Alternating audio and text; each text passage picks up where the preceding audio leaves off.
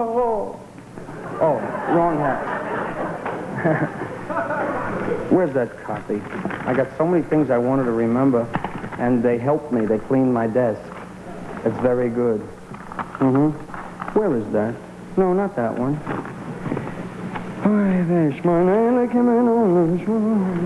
Ladies and gentlemen, we would like to present Mr. Sahl in the proper fashion, theatrically. A gentleman that has something to say. He believes in what he says, and he thinks a great deal about the things that we should be interested in. He's applied humor to it, and he is made for humor and politics and the world in general. A most interesting thing to feast our eyes and ears upon. Mr. Mort Sahl, if you please.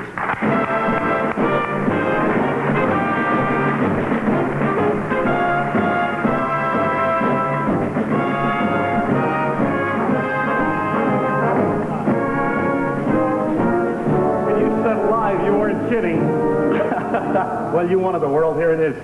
I thought that, first of all, we, as you can see, we have the entire world before us. And I was going when I turned the lights on and started all the cities, I was very tempted to say, stop the world, I want to get on. But President Kennedy, at any rate, and I thought I'd mention him right at the top, because very definitely, you know, I think it's important that we get to our leaders, don't you? Oh, I'm sorry about that. Geez, that happens all the time. Every time I go on a stack, he's always at the top. Anyway, now, how about this there? There's one of our leaders. There we go. I always want to leave the room there. Ted Mack's amateur hour. Now, President Kennedy just came from New York, and he addressed the United Nations, as you know, and he told them at that time that he wants the Russians to go to the moon with us. And the reply came in this afternoon just before airtime, and they replied very favorably and said that they would be happy to go with us, and they'd like to use their Venus base because it's so much closer. That's one of the things I mentioned. And locally here in Hollywood, Billy Graham, the leading evangelist, was here. And as you know, Billy Graham has been in the news before because he's a friend of presidents, confidant of many world leaders. And Mr. Graham said that well, what happened was there was a problem because they wrote his name in the sky, see, and the wind kept blowing it away, and he kept blowing it back. So many people who are deists, which would be defined as people who who believe in God and want to eliminate the middleman, have never understood Mr. Graham's position, so it has to do with communication. I want to mention that. He was here. Now, next week, the Mafia hearings will start with the Senate Rackets Committee, which Robert Kennedy has been very hot to get started, the Attorney General, and they are going to be broadcast with a witness named Veloci. That will start in Washington, D.C., of course, and will be broadcast live, if we can get that word back, Jerry, on the, we're going to get a franchise from the Jerry Lewis Show. The Veloci hearings on the Mafia will be held live here on ABC, as a matter of fact, on ABC's Wide World of Sports. So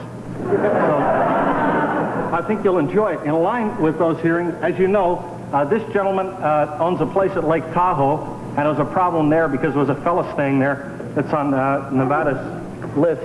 And Lake Tahoe's kind of strange, see, because the casino, the Calneva Lodge, is around Nevada and California. And that is, you can meet a girl at the bar and have a cup of coffee and then walk over to the tables in Nevada, thereby violating the Mann Act, as well as getting a relationship started. A little earlier in the program, when I was dressed, I mentioned that I was going to say a few words about President Lincoln. I thought it'd be a good idea to talk about some of our leaders because most people are limited and only talk about two leaders. They make comparisons between President Eisenhower and President Kennedy, who are actually different individuals. President Eisenhower, as you can see on our news tree here, is 73 and plays golf and has a sudden interest in politics and very vital, energetic. Whereas President Kennedy is not 73, he's 46, and he's in a rocking chair, generally holding his head. Now, at this point, I want to say a few words about President Lincoln, which I think is important. One of our world leaders. Oh, here he is again, another one of our leaders. Well, there's another one of our leaders. Geez, we've got nothing but leadership. I don't know why people are always complaining. This is Governor Rockefeller of New York, and as you know, he owns an apartment house that this gentleman lives in, and Rocky and his friends live in that apartment house. So, this is the Democratic candidate, a shot taken at the beach last year, and youth wants to know. And this gentleman is Wernher von Braun. Wernher von Braun is a scientist, and he's the author of a book called I aim at the stars and often hit London. Remember that? So, Wernher von Braun is a rocket scientist, and he's important to us along with President Lincoln, because Wernher von Braun is in Huntsville, Alabama, at the Army's Ballistic Missile Center. And he comes from Germany, but he lives in Alabama because he felt it was the closest thing to Germany, based on recent headlines. So he's at the Ballistic Missile Center, and Tuskegee had the only schools that were integrated when Governor Wallace had his problems down there, as we go through our world leaders. Now, getting to the leaders of the Negro movement in America, there's another leader, the Negro Revolt in America. They started the resistance, which of course started with Abraham Lincoln, one of our leaders here with the others. And Mr. Lincoln, as you know, we're celebrating the centennial of the Emancipation Proclamation. It's 100 years since the Civil War, and we're celebrating it by having another one, it looks like. So the way this started was he signed a declaration, Abraham Lincoln. Then nothing happened until 1954 when the Supreme Court desegregated the schools.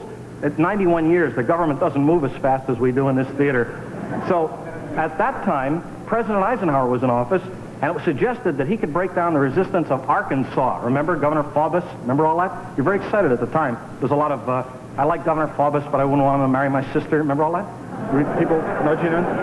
So, although my father's ready for almost anybody to marry my sister, remember that? Family values. So, Governor Faubus then didn't want to open Little Rock High. You remember that? Just like our problems now. And someone suggested that President Eisenhower take a colored girl by the hand and lead her into the school. And the president couldn't make a policy decision as to whether or not to use an overlapping grip or something got in the way. So nothing happened now for another few years until last year when James Meredith, an Air Force veteran, decided to go to Ole Miss, which may be a university, depending on your outlook, or the president's legislative program, depending on your degree of conscience. So he registered and went to the school because he said, A, it costs $37 a semester, plus my lab apron and my towel ticket. Remember that? And plus the cost, miscellaneous costs, 17,000 paratroopers, and 1,500 federal marshals on full time. But the point, that was the idea. See, he went to school, and Governor Barnett of Mississippi didn't like it, but he went to school. Then that encouraged a lot of demonstrations. People were really becoming hot for the program, as we say in the vernacular. And then there were fire hoses and police dogs, and a lot of marches were going on. And then all this leadership came, which was somewhat fractionated, because you had Martin Luther King and James Meredith and Dick Gregory and Adam Clayton Powell, who was dividing his time between living it up and living it down. He didn't march on Washington because he wasn't in the country that year. So as a result, we then came to the point where more people were encouraged to march on Washington. And then they went to Washington, they went to see Robert Kennedy, who addressed them on a bullhorn at the top of the flagpole in the Justice Department because of the size of the crowd, carefully avoiding climbing above the flag because that would be misinterpreted by his friends. And he got up there in a bullhorn and he said, I will talk to your leaders. And he did, kept his word, good thing. And he met with Dick Gregory and Lena Horne in an effort to find out how the average Negro feels in America. As a result of this movement, the only thing that happened was Governor Wallace then said he wouldn't let any Negroes into the University of Alabama. Remember that? And he said, I will stop them by standing in the door, because this university has 23,000 students and 65 acres, but it has one door. So just stand in the door. So he got the National Guard there, and he said, nobody's coming in here because I'm standing in this door. So everybody was waiting, including the white students. So unfortunate, but there it is. So he then turned to the National Guard and he said, nobody's coming in, right, General? And the General said, wrong. And the governor said, why? And the General said, because I've been federalized. President Kennedy had started this new verb, zap, you're federalized. So it was a complete panic. By that time, then it was a lot more demonstrations, and as a result, we now find currently that Governor Wallace is in a situation now where he's offered $5,000 last week for anybody who had information leading to the violence in Alabama, which he increased to $50,000 reward, which he collects because he thinks he knows who's responsible for the violence. Now, we're doing well. I just thought, now, next week I'll have more of this good news for you. I thought